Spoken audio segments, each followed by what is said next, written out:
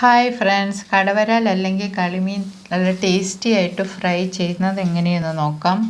കുരുമുളക് 1 table spoon, cornflour 2 teaspoon, ഇഞ്ചി 1 teaspoon അരിഞ്ഞത്, വെളുത്തുള്ളി ഒരു 5 അല്ലി അരിഞ്ഞത്, ഉപ്പുപൊടി ആവശ്യത്തിന്, മഞ്ഞൾപ്പൊടി 1/4 ടീസ്പൂൺ, മുളക് പൊടി 2 ടീസ്പൂൺ, കറിവേപ്പില 3 തണ്ട്.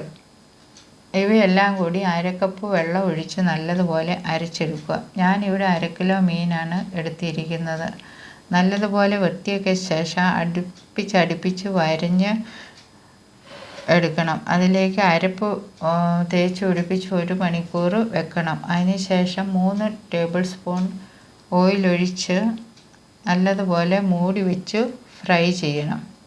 എന്നാലേ ഉള്ളൂ അതിൻ്റെ അകം വേകുകയുള്ളൂ.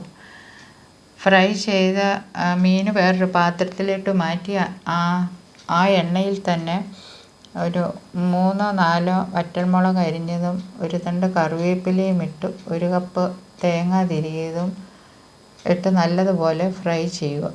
വേണമെങ്കിൽ ലേശം മുളക് പൊടി ഇടാം.